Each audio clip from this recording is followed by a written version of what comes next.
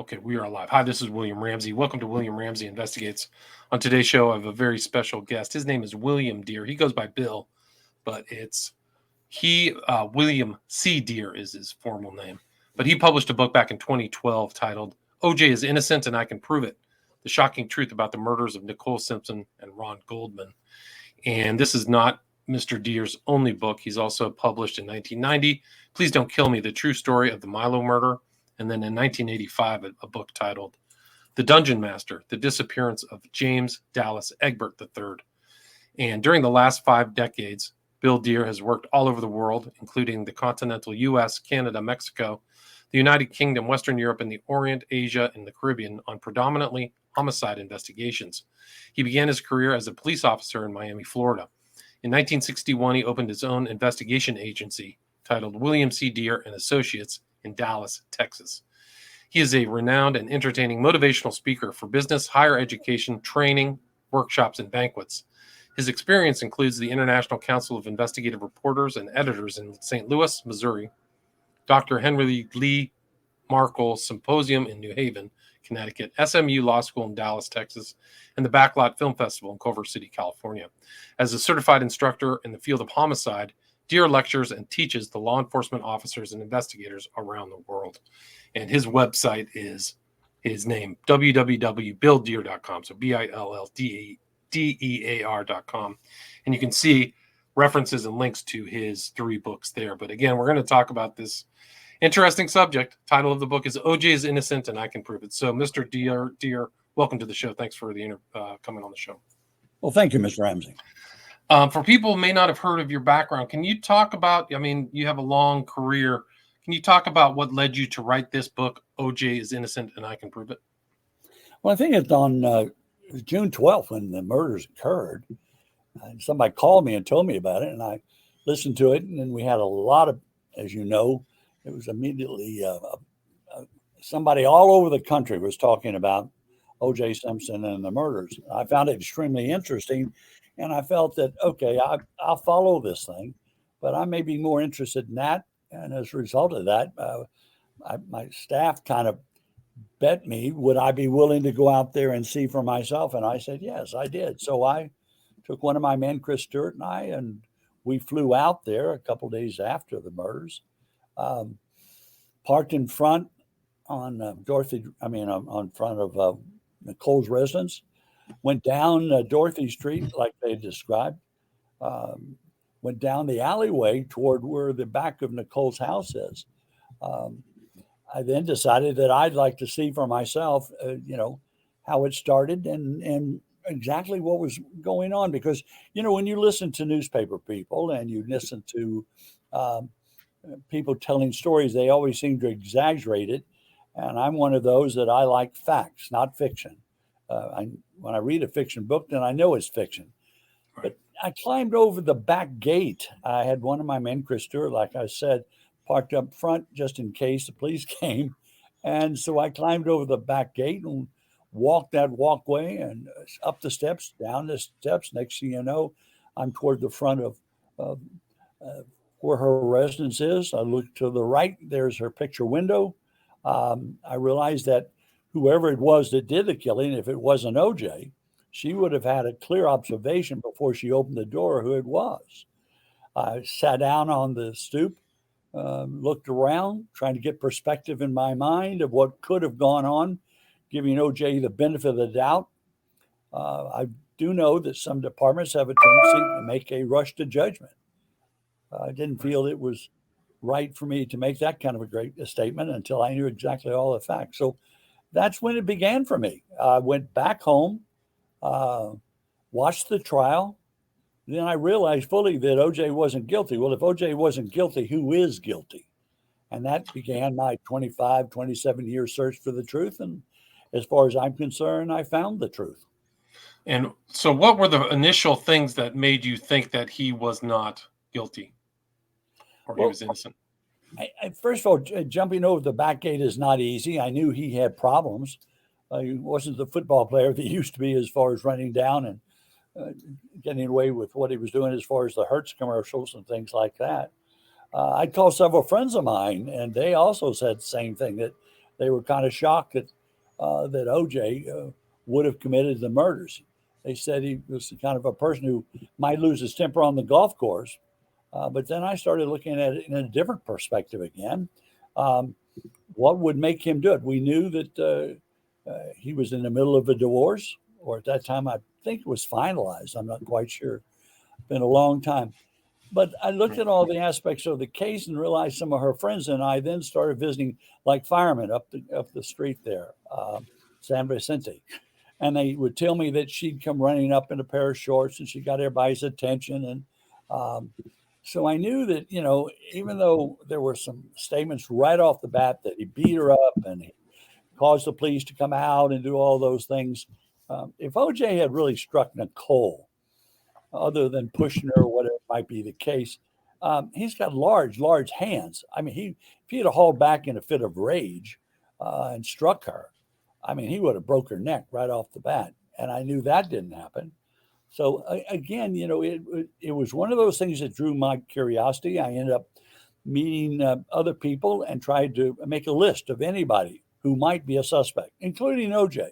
So I went down the line. I think it was 13 possible suspects that if OJ didn't do it, let's look at the rest of them. And I did. And finally, when I came through all those, I came up with one major suspect that I felt was overlooked by the police department.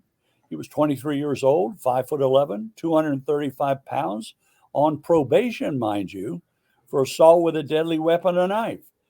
And I then checked with LAPD. They had not interviewed him. They said he was represented by an attorney by the name of Carl Jones, and that Carl Jones refused to let him be interviewed by the police department. Well, I'm an ex-policeman. I deal with murders all over the world. I've been inducted in the Police Officers Hall of Fame with my work on homicides. That doesn't mean if an attorney tells you that his client is not going to say anything, doesn't prevent the police department from bringing him in and letting him take the Fifth Amendment. Well, they didn't do that in this particular case. I started looking even further at this suspect, and then all of a sudden I realized in my mind this individual who had not been investigated by the police department should have been. It was O.J. Simpson's son, who, like I said, is 23 years old. He was the son of Marguerite, which was O.J.'s first wife. He had a sister, well known as far as being involved in drugs, alcohol, had a bad temper. We then found a witness who, on the night of his birthday, had attacked his previous girlfriend. Well, no, that's not correct. I'm sorry. He attacked at a birthday party. There was a previous girlfriend who walked up and said, "Congratulations, Jason. I want to wish you a happy birthday." At that point, Jason's girlfriend said something derogatory, and Jason slapped her and told her straight out, "You don't ever talk to her like that." Well, she ran out, got in the car, rolled up the windows. He came out with two of his friends. He bashed into the window and pulled her out and got her by the throat and was choking her. Well, that to me should have been a major suspect originally, and it wasn't. And here this Right, he was very strong, kind of young guy, younger. OJ was, I think, 39 or 40 at the time, or right, you know, OJ was up there in years. I mean, he wasn't the same OJ as before. And this young man, he had gone to college to play football. He wasn't the kind of athlete his dad was. In fact, we found a Sports Illustrated article many, many years prior to that when OJ was playing football and OJ was being interviewed. And the reporter asked him something. He said, "I may have to quit football because my son Jason is a problem child." And so that was in the article. And I thought, even though that article was many years ago, I always think those kind of things are important. And so I kind of followed up on that. Then I found that OJ and Marguerite had another child. Her name was Erin. And Jason, at that time, I think was 12 or something along that line. And he was supposed to be watching the child, and the child and Jason were in the backyard by the swimming pool. And the sister was up washing OJ's and Marguerite's car. Jason supposedly walked off, and next thing you know, they find Erin's body down at the bottom of the pool. We knew that from interviewing a lot of people that that Jason was really, really jealous over the way OJ was treating her and not him. And so I just think it all led to me looking at this with greater perspective. So he took his sister and tried to drown her. Is that what happened? No, I don't know that, we've never been able to prove any of that. In fact, this is probably the first time most people know that OJ had another child who was, like I said, 20. I think she was 23 months old. I'm doing this from memory. Jason was supposed to be watching her, and we don't know exactly what did happen. But Jason certainly wasn't supposed to let the child be back by the pool by herself at that age.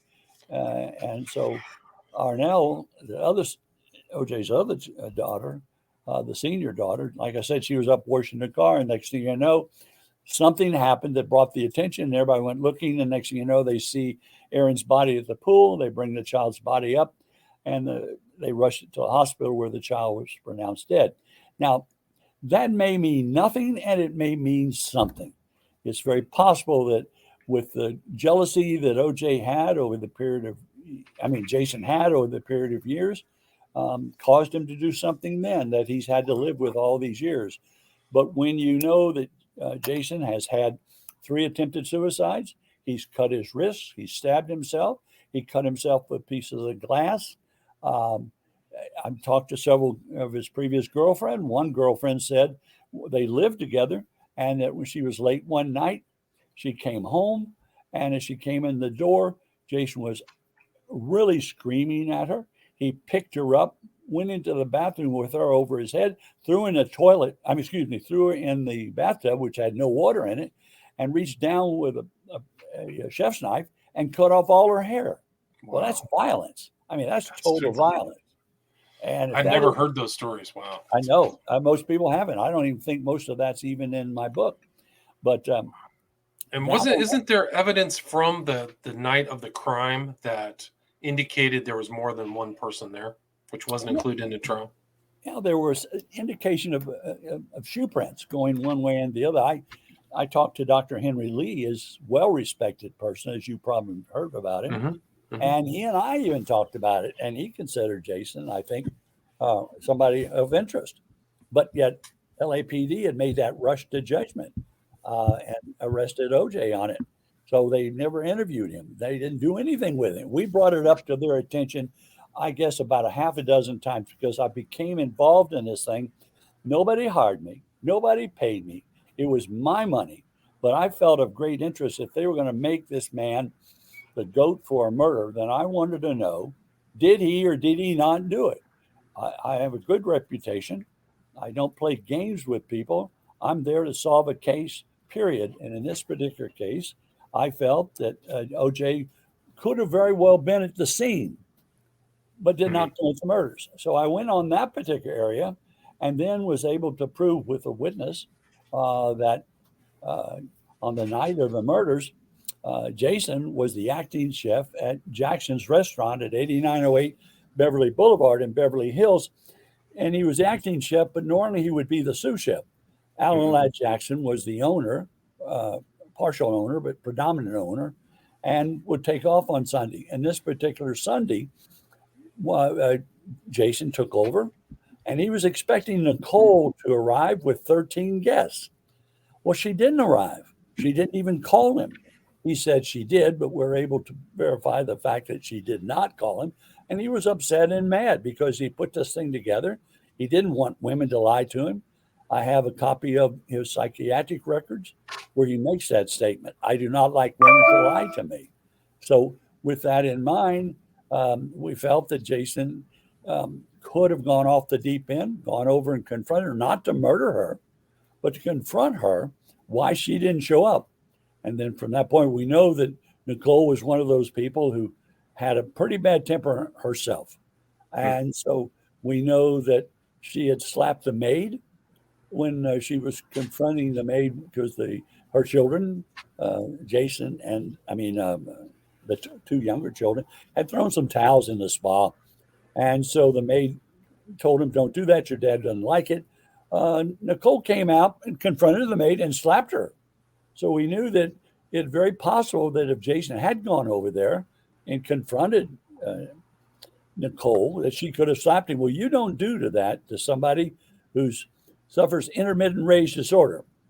We kept going and further. We found that Jason had checked into Cedar Sinai Hospital in the emergency room prior to the murders and told the acting physician, I'm out of my medication, Depakote, and I'm about to rage. And we have that in documentation. You would think this would be of interest to the police department in LA. I'm pro policeman, but when I see the kind of work and shabby work that was done on this case, let me give you another example. Okay. When Van Etter, when OJ received a call that his wife had been murdered, he flew back supposedly from Chicago, and on the plane, several people talked to him. When he arrived, he drove to the house and was confronted by the police department, placed in handcuffs. Van Etter Lang came out, had him take the handcuffs off, started talking to him, and OJ had offered his overnight case for them to look at. And so they looked at, there was nothing inside of it, but yet OJ had a cut on his one of his left fingers. Right. They took him down to the jail, Van Etter Lang did, and took him in front of a man who'd been 37 years with the LAPD as the registered nurse in charge, Thano Paredes. Mr. Paredes, who I gained a great deal of respect for, confronted OJ and offered to doctor the little wound, and OJ said, no, it's fine. And I asked for him to take all his clothes off. Thano checked him from stem to stern, found no marks, no bruises, which if you're in a battle with a man who does karate, you're certainly going to have some indication of marks on him. But there were no marks on him. They then drew 8 cc's of blood. Van Etter asked Thano Paredes, let me have the vial of blood. Thano told him, this is a conversation between me and Thano Paredes in front of a witness or two, and said that I can't do that. That's against protocol. And so he said, I want the blood, give it to me. I'll assume the responsibility. So he puts it in his left side coat pocket. They leave. Now they go back to the place of residence. And next thing you know, they wanted to gain entrance into it. So Lang went for a search warrant. Well, Van Etter stuck around to protect the scene. He went inside the house, and we believe, no doubt in my mind whatsoever, that he pulled out a pair of socks from the hamper because there was no other clothes hanging around. They were all in a hamper. OJ was known to change clothes at least twice a day, take at least 2 showers a day, was fastidious as far as his clothes and the way they hung. There was nothing in the clothes hamper. And then when the search warrant was okay, they came back in and checked. And sure enough, these pair of socks were laying at the foot of the bed. And when they put the socks in evidence, they found that there was blood from OJ, Nicole, on the socks. What the general public does not know is that blood on the socks went from foot to foot, in other words, side to side. There could have been no foot inside that pair of socks. In addition to that, the socks contained EDTA. Well, we even have a little bit of EDTA in soap powder, but not to the extreme that was in these pair of socks. Now, I then went to one of the top, Frederick Reeder, which was the top blood expert that the FBI uses. And he said to me, Mr. Deere, I am telling you, as my profession and my experience, that the blood that appears on those socks came from a vial of blood and was dripped on those socks. Wow. Well, that indicated to me, let's talk about it. How much blood was in that vial? Thano Paredes told me there was 8.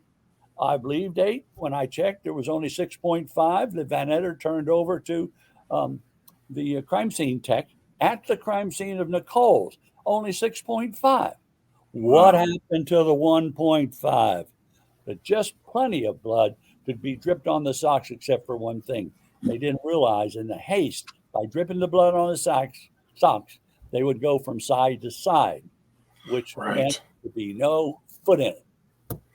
Wow, that's incredible. So that totally changes the whole character of the case. It's understood by the public. And Correct. that wouldn't be the first time that LAPD or some of those police forces would juice a scene, so to speak. Well, let me add please, on top of that, we found that Jason Lamar Simpson, at the time of the murders, was on probation for assaulting his previous employer. Guess what? With a knife. Wow. And was on probation at the time. But why? It's I mean, we teach this to amateur detectives, not to professionals. Why would you not bring him in, even if he took the fifth? You have certain questions that you need to ask of him. A man's on probation for assaulting his previous employer with a knife. I finally interviewed this man and have on film. The man said, I was never so scared in my life. I had fired Jason. He comes back into the restaurant, grabs me by the collar, marches me outside, pushes me against the wall, starts hitting me, kicking me. I'm on the ground. He's still stomping me. And I heard the little voice say, please, Jason, quit, Jason. You're going to kill him. And it turned out to be one of our eyewitnesses, a young lady that he had been dating at the time, who, by the way, he had cut off all her hair. So there you go. You got a man that's got a violent temper. We have his psychiatric records.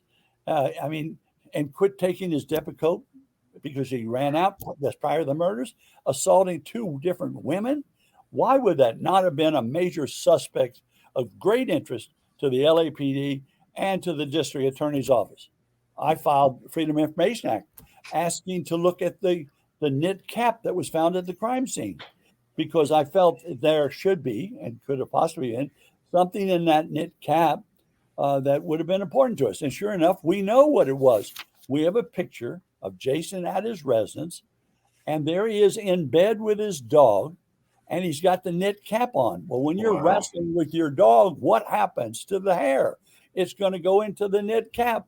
But they claimed, and I have this to prove, this is not hearsay or baloney.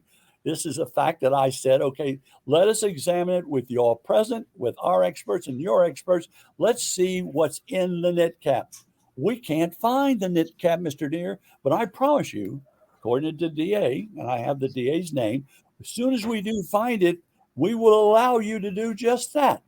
Month passed. And lo and behold, I find the knit cap. Where was it? Well, guess what? LAPD was putting on a special event for other police departments in Las Vegas, Nevada, of where they had Sirhan, where he had shot Kennedy, right. Kennedy. JFK, RFK. In addition to that, there was a plexiglass. In that plexiglass was the knit cap and the pair of gloves that were found at the crime scene. But yet, according to them, they didn't know where they were. So, wow. I mean, this is. So you see the obstruction, right? So they were set on OJ.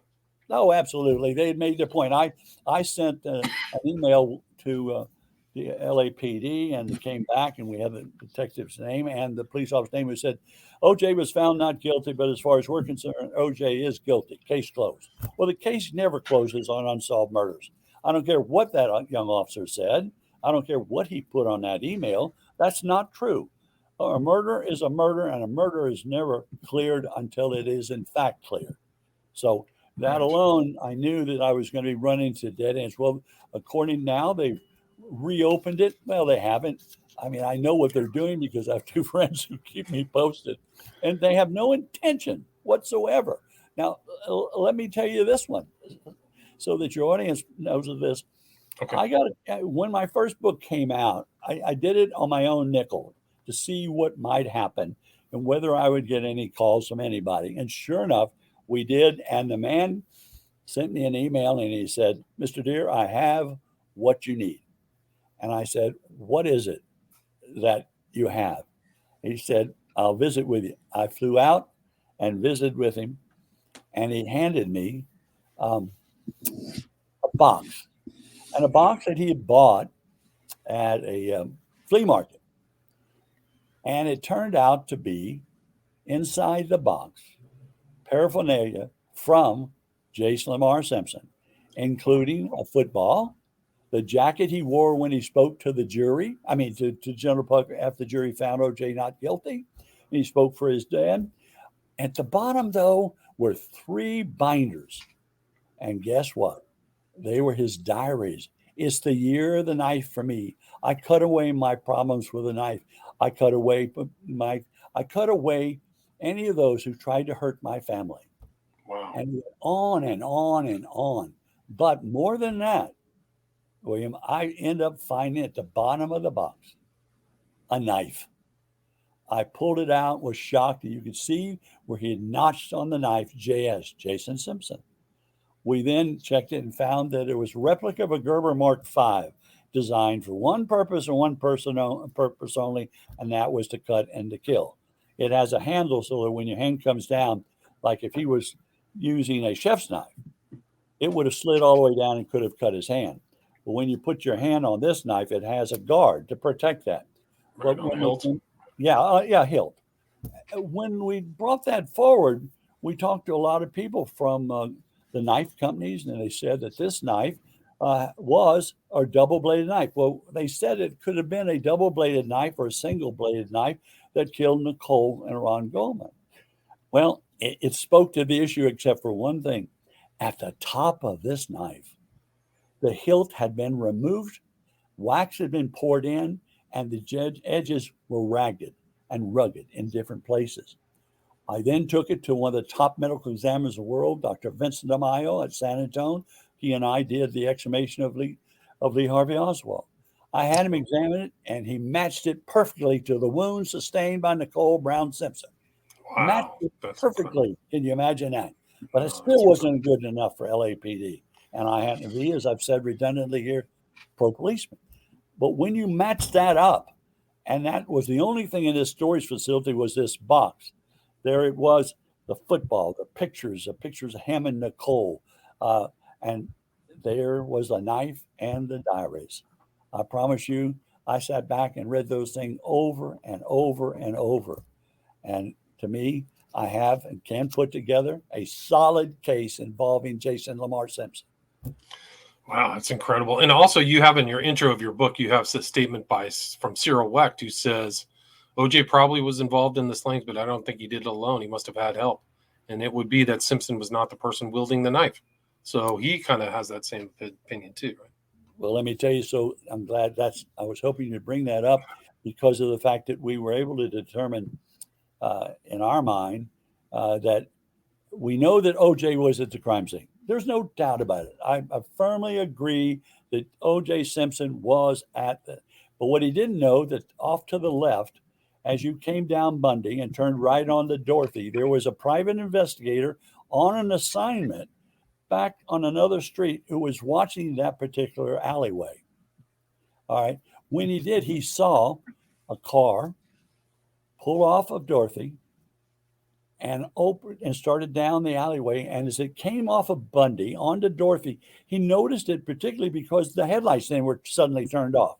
When it passed him, he could barely see, but he put his binoculars up. He said, "I think I know who that is." The vehicle pulled down the alleyway, parked behind Nicole's, and then there was nothing for about 4 or 5 minutes. Door opens.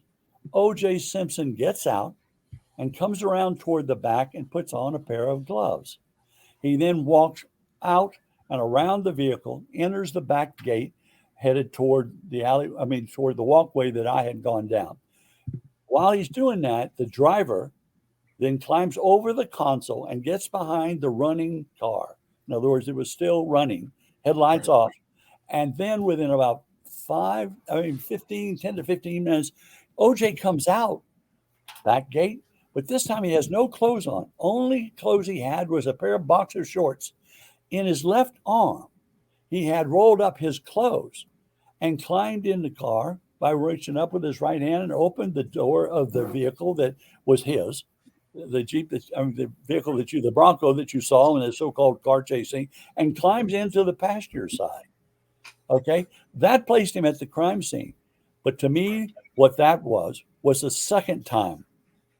Jason was there before. OJ came this time. First time for OJ Simpson, but the second time for Jason Lamar Simpson.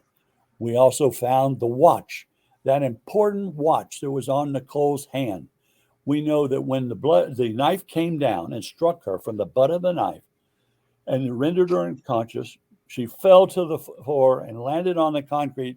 Her left hand came down and hit the concrete, causing the watch to stop at 9:59.9 seconds. not 10:15 as Marsha Clark wants you to believe, not 10:35 as Marsha Clark wants you to believe, but 9:59, which is the perfect time that fit because Jason left the restaurant. We know what time he left the restaurant. We know what time he was approached by Jennifer Green, which was his girlfriend at the time, who was driving his Jeep, the 1993. And so when they left there, we know that Jason took her by the house because we interviewed her. He dropped her off and he was mad. And no doubt he was mad. The family didn't show up for the meal he was cooking and preparing. Right. Right. So, Right. So he's angry, and then you see that overkill too, because she was brutally slain. This was a rage killing. This wasn't done by an amateur. They said, well, it was a professional. That's a bunch of hooey. I've dealt with professionals. That was not a professional kill. That was done by an amateur, a person suffering from rage. And that rage was definitely not O.J. Simpson. Because of all this, O.J.'s ended up going, to jail for something he didn't do in Las Vegas, Nevada. We know all the details about it. They couldn't, as the police officer said to me, we couldn't get him in Las Vegas. We couldn't get him in LA, but we're going to get him in Las Vegas. Simple. They were out to get him, and by damn it, they did get him. Wow, it's really incredible. And I mean, there is like a footprint that they couldn't recognize at the scene, right? That didn't fit Bruno Magli's shoes or whatever he had. O.J. used to have all these shoes, and he did have Bruno Magli's. There was no doubt about it. But he called him an ugly pair of shoes. Now, Jason, we know, lived at the house on and off all the time, and he wore O.J.'s clothes. Oh, by the way, O.J.'s foot is a size 12. Jason is 11 and I think 11 and 3/4. So close that anybody wearing 11 and a 12 could have actually worn a size 12. Right. But yet they did not even think that thoroughly enough that somebody like myself, and I'm not sticking my fingers up in the air and say, wow, I'm just telling you the facts. They had an opportunity to bring this case to fruition. They didn't do it. The case is sitting there now, and nobody wants to do anything about it. But I don't intend to give up. I'm not. We did a 6-part miniseries, 2016, 6-part series. We brought in 2 police officers, former officers. We let them be the bad guys, picking on me, trying to debunk all my information. And at the end, I was able to turn to one of them and say, I'll agree to disagree, but O.J. Simpson did not commit the murders. Wow. And where is that 6-part series? It appeared on Discovery ID. It was their number 1 show. But the 6-part series, 6 one-hour shows, narrated by Martin Sheen. Oh, wow. And your book on Amazon right now has 285-star ratings. It's very well written and I think it's 500 pages of information. Yes, it is. I made sure that every detail that we could compare, I wanted all the questions to be answered. I can't answer them all. I wasn't there when the murders occurred. I know that. But I do know that based on the fact of doing this for 30 to 40 years, I can put together certain aspects of it that make me believe this is in all probability the way it really happened. And I hope that every step that I took in this book, the people who read it take it and make up their own mind. Let them believe that O.J. is guilty at the beginning. And then at the end, I promise you, I can only tell you that hundreds and hundreds of people have written me and said, I believed he was guilty at first. I don't believe he's guilty now. And that's sad because he's still strapped with that O.J.'s guilty. Right. No, it's really amazing. It's strange that the cops didn't have a wider net, that they really were O.J. focused. It really is something else. Too many phone calls from the top. Even Dan Rather said on the cover of my book, I've turned up some very interesting, troubling information about the case. It's information that deserves to be put before the public. It deserves careful consideration. Now, Dan Rather's been in the news business for years, and he even gave me that endorsement. Right, and you have a lot of endorsements on the intro to the book. Where's the best place for people to get it? Is it on Amazon? Actually, we own all the books right now. We pulled what few were left. They were only in paperback through Amazon, and Skyhorse published it originally. We're thinking that first of the year we may republish it with a couple of things that, not a couple, but a number of things that we left out originally that we've gained now. Gotcha. And I think, in fact, you might have missed the earlier part of the conversation, but Bill said that the reason was Jason was angry that they didn't show up at the restaurant that he was cooking for Nicole for 13 other people. And so he must have shown up angry, and maybe she antagonized him. I mean, is it your theory that Goldman happened upon the scene, or was he there Oh, too? I think Goldman was the waiter that night at Messaluna's. Messaluna's. I don't go into too much Messaluna's, but Nicole used to go there quite often. Um, so he was expected to go over there. Remember, everybody knows supposedly Nicole's mother, after leaving Messaluna, had misplaced her wallet, I think it was, and it was found on the curb. And so he said he agreed to bring it over there. Well, what they didn't know is arrangement had already been made for Ron Goldman to be there anyway. She went and got ice cream. Oh, let me tell you something that's very important on this. Keeping this in mind, that we know that O.J. Simpson went to the recital for Sydney. At that time, he was under the understanding that Nicole was having two of her friends over that night to spend the night. He didn't know that at the very last moment, the two children could not come. So when he left that restaurant, he knew that she was having a sleepover. How do you plan a premeditated murder when you know not only is Sydney and her brother are there, and the two other children are there? You're planning a premeditated murder where you're going to murder their mother? Come on, it doesn't even make sense. Right, that's What? a good point. So when you start adding this up, and then when you look at the shoes, you look at the gloves, you look at the all the evidence and the blood by Van Etter. Van Etter is deceased now, and I'm not trying to pick on deceased detectives. I don't do that, but I will say this. I know that Thanoporitis gave him the vial of blood. I do know that when he turned it back in, only at 6.5. I know that 1.5 was missing. I think that all of a sudden there was originally a rush to judgment that O.J. Simpson was guilty, and we have problems of putting this together because he's a high known celebrity. They didn't even think about it at the time. But when you also know that I put together all these people, we have polygraphed people over and over. We even polygraphed the so-called witness that was actually a licensed private investigator, as I said, on surveillance that night, who saw the vehicle pull in and saw OJ come out holding the wrapped up clothes in his left hand. Now, we know there was blood found on the console. Okay, that would have come from the fact that OJ gets in, puts some items to his left, and that would have touched the console.